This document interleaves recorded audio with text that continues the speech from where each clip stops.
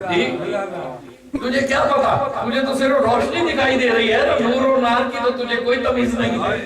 جی ہر درویش کا اپنا ایک طریقہ ہے، کسی کے طریقے پہ طنز نہیں کرنا چاہیے، کسی کو رونا نہیں چاہیے۔ جی عبدالعزیز دباغ رحمۃ اللہ علیہ فرماتے ہیں وہ مرید بڑا خوش قسمت ہے جس کا سفر بھی طے ہو جائے اور پردہ بھی آنکھ سے نہ ہٹے۔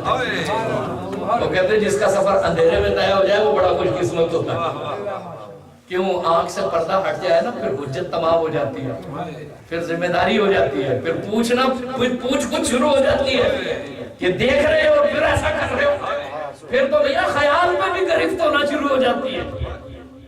ایک بڑے مشہور محدث ہیں سفیان ثوری، تابعین میں سے سفیان ثوری بڑے مشہور محدث، اور اقبال کہتے ہیں کہ اگر وہ روحانیت اور عبادت کی طرف زیادہ نہ آ جاتے تو جس طرح امام اعظم کا ہے نا حنفی شافعی مالکی، اس طرح ایک ثوری مکتبہ فکر بن جاتا، اور کچھ لوگ یہ کرتے بھی رہے، پھر وہ حنفیت میں ضم ہو گئے۔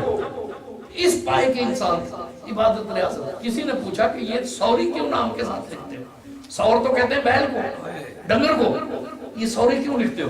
ٹالتے رہے، ذرا اس نے اصرار کیا تو کہنے لگے کہ ایک دن کسی مسئلے پہ غور و فکر کرتا ہوا آ رہا، مسجد کی دہلیز پہ بایاں قدم پہلے رکھ دیا تو غیب سے آواز آئی یا ثور او بیل۔ جی بے تکلف ترجمہ کریں پنجابی میں، جی وہ بیل وہ ڈنگر، تجھے یہ بھی نہیں پتا کہ بادشاہوں کے دربار میں کیسے جی غش کھا گیا، بڑی دیر بے ہوش رہے، افاقہ ہوا، معافی مانگی اور اس واقعے کی یادگار میں نام کے ساتھ ثوری لکھنا شروع کر دیا تاکہ ہمیشہ یاد رہے کہ ادب کرنا ہے۔ اور میاں جو کسی بارگاہ میں پہنچ جاتے ہیں ان کے تقاضے تو بڑھ جاتے ہیں، وہ نماز روزہ چھوڑ کے بیٹھ نہیں جاتے، وہ دوسروں کو چیک نہیں کرنے لگتے، جی وہ تو محتاط ہو جاتے ہیں۔ کہاں رہو کہ خبرش باز نہ آئے، سادی کہتے ہیں جنہیں کوئی خبر ہو جاتی ہے پھر ان کی اپنی خبر نہیں آتی۔ کہاں رہا کہ خبرش باز نہ آئے، جنہیں کچھ خبر ہو جاتی ہے نا کہ راز کیا ہے باطن کا، پھر ان کی اپنی خبر نہیں آتی، وہ لوگوں کے سینے نہیں چیک کرتے پھرتے، ٹوتے نہیں پھرتے، وہ تماشا اور مارکیٹیں اور دکانیں بنا کے نہیں بیٹھتے، وہ تو چپ ہو جاتے ہیں۔ ان کے باطن سے خوشبو اس طرح پھوٹتی ہے کہ لوگ سراغ لگاتے ہوئے پہنچ جاتے ہیں، روشنی دیکھ کے پروانے آ جاتے ہیں، خوشبو سونگھ کے بلبلیں آ جاتی ہیں، وہ خود نہیں ڈنڈورے پیٹتے کہ ہم کیا ہیں۔ جی ہاں کوئی صاحب مقام اللہ کا حکم آ جائے کہ اظہار کرو تو پھر وہ اظہار کرتا ہے، لیکن جب وہ اظہار کرتا ہے تو پھر اس کی تصدیق کرنے والے بھی علی بن حیرتی اور احمد کبیر رفاعی جیسے، اس کی تصدیق کرنے والے بھی معین الدین اجمیری جیسے، اس کی تصدیق کرنے میں پھر فرید الدین گنج شکر جیسے۔ ہر آدمی یہ کہتا ہے اور جس سے کہلوایا جاتا ہے پھر اس کی تصدیق کرنے والے بھی بھیجے جاتے ہیں، وہ بھی چھوٹے لوگ نہیں ہوتے، وہ بھی چھوٹے لوگ نہیں ہوتے۔ لہذا یہ احتیاط کی بات ہے، تجلی نظر آ رہی، تجلی نظر آ رہی۔ عبد القادر تجھے آج سے عبادت ثابت، وہ سوچتے ہیں کہ جس کی اتباع میں عبادت کر رہا ہوں وہ پیغمبر، مجھ پہ تو 5 نمازیں فرض ہیں اور پیغمبر کو تہجد کی نماز بھی فرض ہے، جی تہجد میں ہی نافلۃ لک ہے نا، تہجد حضور پہ تہجد بھی فرض تھی، ہم پہ 5 نمازیں فرض ہیں، حضور پہ 6 نمازیں فرض ہیں۔ تہجد ہم فجر کے لیے اٹھتے ہیں تو بڑا سوچ بچار کے اٹھتے ہیں، فجر پہ اٹھنا بھی بڑا گران گزرتا ہے۔ پطرس بخاری لکھتے ہیں کہ بستر سے نکلنے کے لیے دل کو جس طرح سمجھانا بجانا پڑتا ہے اس کا اندازہ کوئی اہل ذوق ہی لگا سکتے، اہل ذوق ہی لگا سکتے، بستر سے نکلنا فجر کے لیے، اور حضور اٹھتے تھے ہر روز تہجد پڑھتے تھے، تہجد پڑھتے تھے۔ آخری رات ہے نا، خواب میٹھا ہو جاتا ہے۔ مرزا صاحب کا ایک بڑا خوبصورت شعر سنا دوں میں، وہ صاحب بڑی خوبصورت بات کہتے ہیں آدمی پیر چشد اس جوانی کرتا ہے، آدمی بوڑھا ہوتا ہے نا اور لالچ جوان ہو جاتی ہے، اللہ کی توفیق نہ ہو نا، اللہ کا خوف نہ ہو تو کوئی بڑھاپا بھی کچھ بگاڑتا نہیں ہے، توبہ کی توفیق نہیں ملتی، لالچ جوان ہو جاتی ہے کہ یہ بھی رہ گئی وہ بھی رہ گئی، یہ بھی نہیں کیا وہ بھی نہیں کیا. غالب کہتے ہیں گو ہاتھ میں جنبش نہیں آنکھوں میں تو دم ہے, رہنے دو ابھی ساگر و مینا میرے آگے. تو صاحب کہتے ہیں آدمی پیر چشد ہرس جوانی گردن, آدمی بوڑھا ہوتا ہے لالت جوان ہو جاتی ہے, ہرس جوان ہو جاتی ہے. خواب در وقت سحر گاہ گرامی گردن, جس طرح سحری کا وقت آتا ہے نا, رات کا آخری پہر آتا ہے, نیند میٹھی ہو جاتی ہے, اسی طرح آخری عمر میں خواب اور حسرتیں بھی زیادہ میٹھی ہو جاتی ہیں. تو حضور اس وقت اٹھتے جب ساری دنیا سو رہی ہوتی ہے, حضور اٹھ پڑتے ہیں, تہجد فرض ہے آپ پہ. شیخ نے سوچا کہ یہ کیا ہے, یہ کہہ رہے کہ عبادت نہ کرو, کہا لا حول ولا قوت الا باللہ. سبحان اللہ. وہ روشنی جو ہے وہ مکروہ شکل میں تبدیل ہوگی. کہنے لگا میں ابلیس ہوں, عبد القادر میں شیطان ہوں, میں اس حربے سے بڑے بڑے عابدوں کو گمراہ کر چکا ہوں. وہ میرے فریب میں آ گئے, انہوں نے کہا ہاں ہم تو بڑے عابد ہیں. عبادت کا مطلب کیا ہے؟ عبادت کہتے ہیں عاجزی کو, عبادت کہتے ہیں عاجزی کو, اور ایسی رسمی عاجزی نہیں, ایسی عاجزی کہ جس سے بڑھ کے کوئی عاجزی ہو نہ سکے. اقصا غایت التذلل والخضوع, ایسی عاجزی کو عبادت کہتے ہیں. اگر کوئی عبادت کر رہا ہے اور وہ تکبر کر رہا ہے تو پھر وہ عبادت کر نہیں رہا. عبادت کرتا تو پھر اس میں عاجزی ہے, کیونکہ عبادت تو عاجزی سکھاتی ہے.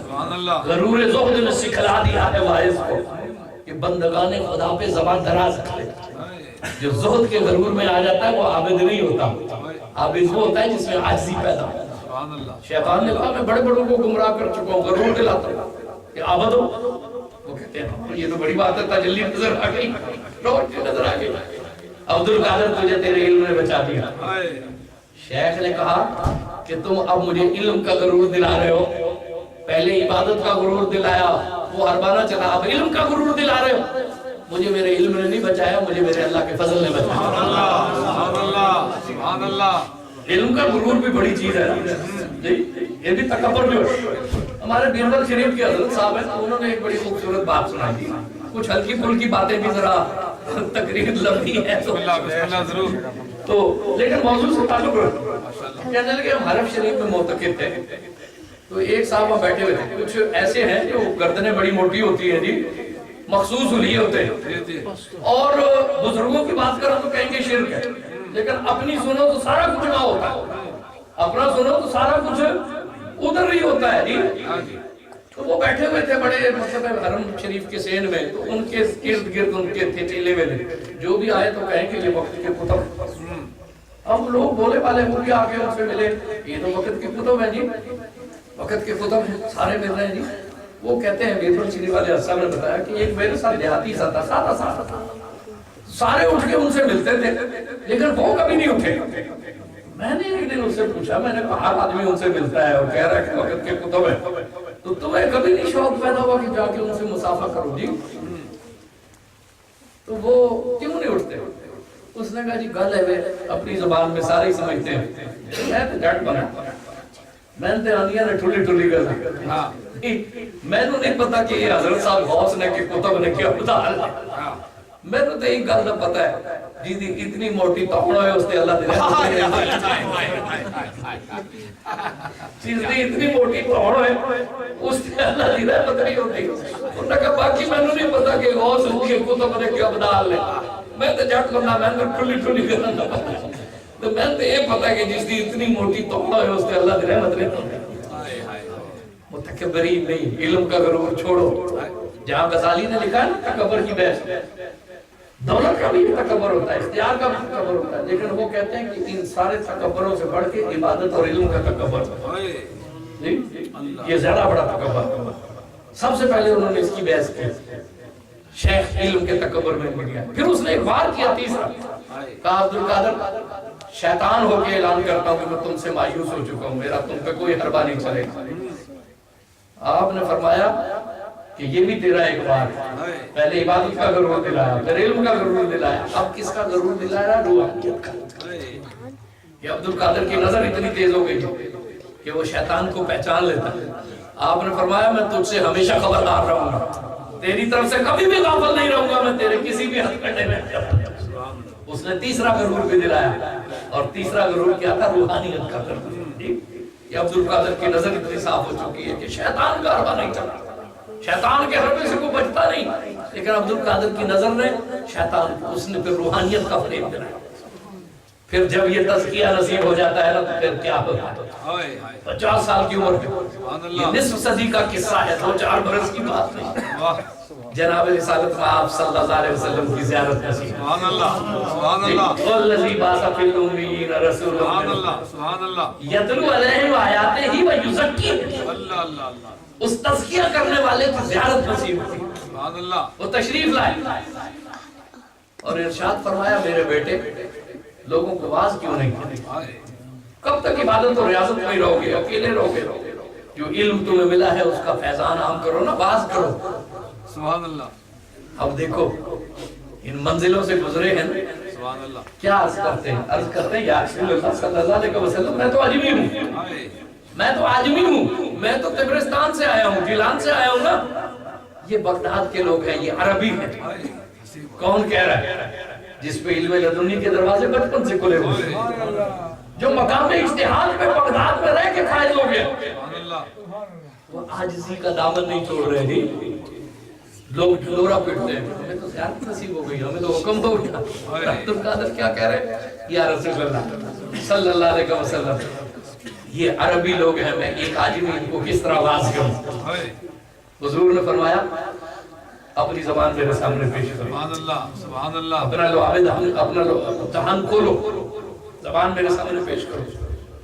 حکم کی تعمیل کی، حضور نے 7 مرتبہ اپنا لعاب دہن آپ کی سبحان اللہ، سبحان اللہ، فرماتے ہیں کہ علم لدنی کے 70 دروازے مجھ پر کھلے، سبحان اللہ، 70 دروازے۔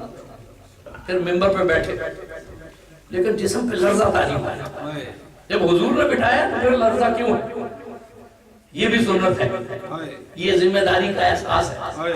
جب حضور کو اللہ نے مبعوث کیا نا صلی اللہ علیہ وسلم، حضور تشریف لائے، ام المومنین سے کہا زملونی زملونی زملونی، مجھے چادر اڑا دو، مجھے چادر اڑا دو، سبحان اللہ، جس میں مبارک پر آشا ہے، فرمانے مجھے چادر اڑا دو۔ سبحان اللہ، یہ ذمہ داری ہے کہ اللہ نے خاتم النبیین بنا کے مبعوث کر دیا، اب ڈیوٹی اللہ کی ڈیوٹی دے دی ہے اللہ۔ سبحان اللہ، عبد القادر جیزانی کے جسم پہ بھی لرزہ ہے کہ رسول اللہ نے ممبر پہ بٹھایا، آپ کیسے ادا کرتے ہیں؟ سبحان اللہ، میاں بڑے لوگ عاجز ہی ہوتے ہیں۔ سبحان اللہ، حضرت علی مرتضیٰ کی زیارت نصیب ہوئی، باب مدینہ العلم، باب دار الحکمت، امام الاولیاء کیا بات، ابو تراب علی ابن ابی طالب کرم اللہ وجہہ الکریم سبحان اللہ، فرمانے لگے بیٹا بات کیوں نہیں کرتے؟ ان سے بھی عاجزی سے عرض کرتے کہ میں عاجمی ہوں، رسول اللہ نے بٹھا دیا ہے لیکن یہ ذمہ داری بڑی۔ انہوں نے کہا اپنا زبان پیش کرو، 6 دفعہ انہوں نے لعاب دہن ادا فرمایا۔ سبحان اللہ، ادب سے عرض کرتے ہیں کہ رسول اکرم صلی اللہ علیہ وسلم نے 7 دفعہ مہربانی فرمائی، آپ بھی 1 دفعہ اور مہربانی کیجیے۔ عارف کا ذوق کبھی ختم نہیں ہوتی، عاشق کی کبھی جو ہے وہ تسکین نہیں ہوتی، اللہ کے عرفان کی میاں آخری ضرورت کبھی نہیں آتی۔ سبحان اللہ، حضرت علی نے فرمایا کہ رسول اللہ کے ادب کے خلاف ہے کہ رسول اللہ 7 دفعہ کرے اور میں بھی 7 دفعہ کروں۔ سبحان اللہ، میاں جسے جو ملتا ہے ادب سے ملتا ہے، کیا بات، کیا جسے جو ملتا ہے ادب سے ملتا ہے۔ ادب پہلا کرینہ ہے محبت کے کرینوں میں۔ واہ واہ واہ واہ، پھر وہ زبان کھلی نا، سبحان اللہ کیسی زبان پھر کھلتی۔ علی بن حیاتی، سبحان اللہ، علی بن حیاتی کون ہے؟ اعلیٰ حضرت شاہ احمد رضا خان کہتے ہیں کہ جب حضور غوث اعظم نے پردہ فرمایا، سبحان اللہ، ان کے بعد مقام غوثیت پہ علی بن حیاتی تھا، اللہ اللہ اللہ اللہ، پھر ان کے بعد سید احمد کبیر رفاعی فائز ہوئے۔ اللہ اللہ، یہ اعلیٰ حضرت نے لکھا کہ علی بن حیاتی کوئی معمولی آدمی نہیں۔ سبحان اللہ، علی بن حیاتی کہتے ہیں کہ میں حضور غوث اعظم کی مجلس سے باز میں سبحان اللہ، پھر آئے نا مدرسہ بنایا، کس طرح مدرسہ بنایا؟ سبحان اللہ 13 پیریڈ پڑھاتے ہیں غوث اعظم، اور بڑے ذوق شوق سے مدرسہ بنایا۔ ایک چھوٹا سا واقعہ بیان کروں، ایک عورت آپ کی خدمت میں سبحان اللہ، کہنے لگی یہ میرا خامد ہے، خامد ساتھ تھا، ہم بڑے غریب لوگ ہیں، آپ کے مدرسے میں کوئی چندہ نہیں دے سکتے، کوئی خدمت نہیں کر سکتے۔ میں نے اپنے خامد سے کہا ہے کہ سیدنا غوث اعظم کے مدرسے کی تعمیر میں حصہ لو اور جتنا میرا حق میر ہے اتنی مزدوری کرو۔ वाह वाह तो मैं अपना हक मेरे माफ हो क्या बात जितना मेरा हक मेरा है ना उतनी मजदूरी हो। सुभान अल्लाह ये शौक था बुजुर्गों में उनके मानने वाले इल्म के खिदमत खुदा आता है। सुभान अल्लाह इदारे बनाया करते थे, इल्म की तौकीर किया करते थे। सुभान अल्लाह शेख ने उसकी इस मोहब्बत को कबूल किया, लेकिन किस तरह? कहा नहीं ऐसे नहीं, तुम्हारे घर का चूल्हा भी जलना है, एक दिन मैं इसे दिहाड़ी दूंगा और एक दिन ये तुम्हारे खाते में से काम करेगा, क्या ताकि उसकी खिदमत भी हो जाए ना, वो खिदमत भी लेके एक ज़ौक से आई थी उसका, ताकि नजराना कबूल हो। फरमाया एक दिन मैं इसे मजदूरी दूंगा और एक दिन ये मुफ्त में काम करेगा जी, ताकि तुम्हारे घर का लंगर भी चलता है। सुभान अल्लाह इस तरह मदरसा बना। 13 पीरियड आप पढ़ाते थे, 2 दफा हफ्ते में, कभी 3 दफा वाज करते थे। सुभान अल्लाह और वो वाज की कैफियत क्या है? सुभान अल्लाह, दिलों की दुनिया तब्दील होती। अली बिन रहती कहते मेरी आंख लग गई वाज के दौरान। मैंने देखा कि हुजूर रिसालत साहब सल्लल्लाहु अलैहि वसल्लम और चारों खुलफाए राशिदीन मजलिस से वाज में तशरीफ लाए। सुभान अल्लाह बनफ्से नफीस, उन्हें बात सुनने की जरूरत नहीं है, हुजूर देख रहे हैं कि मेरे बेटे की कारगुजारी क्या है। सुभान अल्लाह जी हजूर मुलाहिजा फरमाने आ रहे हैं, कोई बड़ा आ जाए, गजाली साहब मेरी बातें सुन रहे हैं, इन्होंने सारी बातें सुनी हुई है, ये हौसला अफजाई है। दरवेश बड़ा आदमी छोटे की बात सुनता है, उसकी हौसला अफजाई। हुजूर खुद तशरीफ ला रहे हैं, सुभान अल्लाह हुजूर तशरीफ ला रहे हैं। कहते हैं मेरी फिर आंख खुली तो मैंने देखा कि हुजूर गौसे आज़म हाथ बांध के मेरे सामने खड़े हैं। हाय हाय मैं घबरा के उठ गया। आपने फरमाया घबराओ नहीं, जो तुम ख्वाब में देख रहे थे हम आंखों से देख रहे हाय हैं। हाय सुभान अल्लाह और ये कैसे मुमकिन है कि सरकार कलम रंजा फरमाए और मैं मिंबर पे बैठा रहा? हाय हाय जी अल्लाह सुभान पढ़ाया, मदरसा बनाया, पास किया। हज पे गए ना, जितने भी सूफिया थे सबको पैगाम भेजा कि इस दफा हज पे। सुभान अल्लाह सबको कहा अल कुदस पे कब्जा हो गया यूरोप का, वापस लेना। उधर से सलीबी पढ़ रहे हैं, उनका इलाज करना है, सियासी सवाल आ गया, इलाज करना है, मदरसे बनाओ। सारे खानदान वालों ने मदरसे बनाए। 30 बड़े मदरसों के नाम मिलते हैं, जो नेटवर्क था। वहां से तालिब इल्म आते और फिर शेख के पास आखिरी सबक लेते। सुभान अल्लाह 3000 तालिब इल्म हर साल जो है वो आपकी दस्तारबंदी आप उनकी पालना। 3000 तक तादाद थी। सुभान अल्लाह ज़ैली मदरसे, उनके ज़ैली मदरसे, पूरा नेटवर्क बना। और एक वक्त वो आया कि सलाउद्दीन अय्यूबी की सारी मजलिसें शूरा शेख के हाय हाय शागिर्द। सुभान अल्लाह सुभान अल्लाह क्या वक्त नहीं है कि सारी बातें बताई जाए। क्या बात एक वाकया मैं जरूर बयान करूंगा। माशाअल्लाह तातारियों का इलाका, तातारी पढ़ रहे थे, मुज्तमे हो रहे थे। शेख की दूर रस निगाहें देख गई कि ये मुज्तमे हो रहे और मुसलमान सियासी तौर पर कमजोर है, ये कुछ करेंगे। उन्होंने किया, लाखों खान ने बगदाद की उनसे कुरान पढ़ा, लेकिन शेख अपने दरवेशों को छोड़ चुके थे। शेख जो है वो उस इलाके में बेच चुके थे। आस्ता आस्ता आस्ता आस्ता वो काम करते रहे। तिकोदार खान के जमाने में बहुत से लोग मुसलमान हुए। अब उसे खबर थी क्या ये मुसलमान जो है वो काम कर रहे हैं, लेकिन वो कुछ हल नहीं था, क्योंकि तातारी कोरे थे, उनके पास कोई दलील नहीं थी, मंतक नहीं था। मुसलमान पढ़े लिखे थे और वो दरवेश थे, वही लोग थे। सुभान अल्लाह एक दिन तिकोदार शिकार के लिए जा रहा था, उसने देखा कि शेख जलालुद्दीन कादरी आपके फैज याफ्ता एक दरवेश चले आ रहे हैं, सुभान अल्लाह अपनी सरमस्ती में, अपनी धुन में अल्लाह अल्लाह करते हुए। उसने कहा कि ये मुसलमानों ने बड़ा तंग कर दिया है, हमारी जो तलवार से हमने जो कुछ पता किया इन्होंने वो ज़बान से वापस ले लिया, इनका कोई मैं इलाज करूं। अब बहाना बनाना चाहता था। कहने लगा शेख ठहरो, एक सवाल है मेरे, और सवाल ये है कि तुम्हारी दाढ़ी के बाल अच्छे हैं या मेरे कुत्ते की दुम अच्छी? इतना सूखिया ना घटिया सवाल। चाहता ये था कि ये कोई अजीब सा जवाब दे तो मैं गिरफ्त करूं बादशाह की बेअदबी की। शेख ने इतना सख्त सवाल बड़े तहम्मुल से सुना। कहने लगे बात ये है कि मैं इंसान था, अल्लाह ने इंसान को अशरफुल मखलूकात बनाया।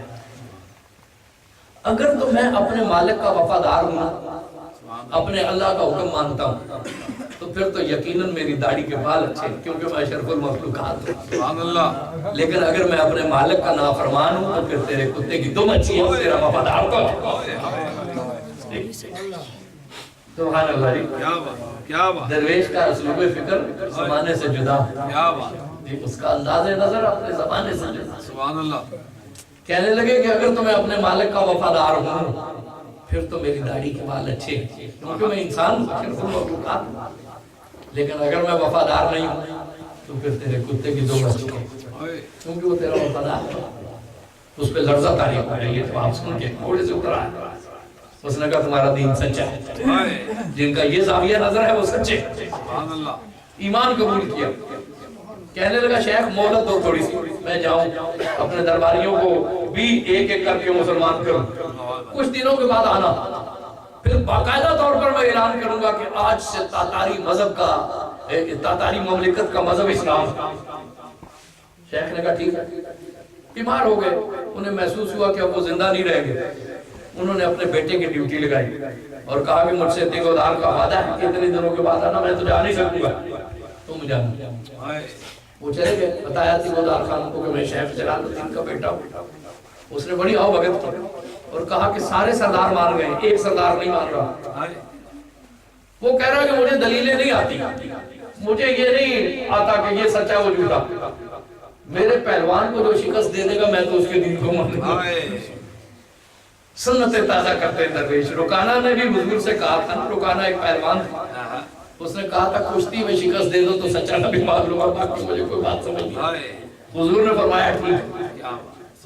شیخ نے یہ سنا تو انہوں نے کہا ٹھیک ہے میں کشتی لڑتا ہوں۔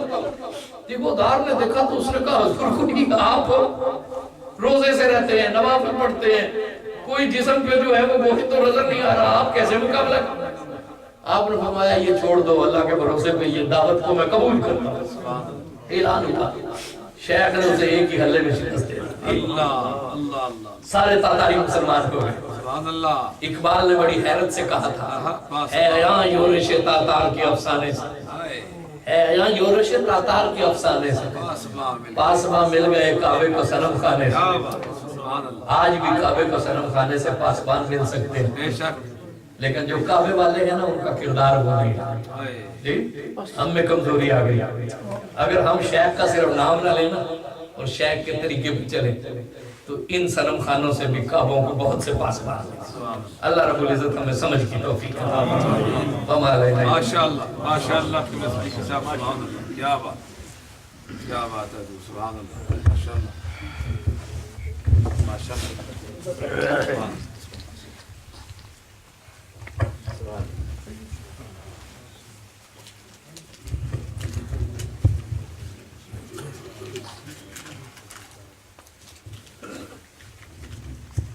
اسلام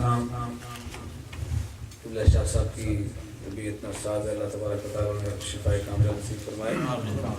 وہ یہ کاغذ مجھے دے گئے ہیں جس پہ اعلانات ہیں۔ بھائی تنویر صاحب نے تو یہ پروگرام منعقد کرنے میں بھرپور حصہ لیا ہے، اس کے علاوہ مسجد کی کمیٹی اور ساری انتظامیہ جو ہے اس کا بھی تعاون ہے۔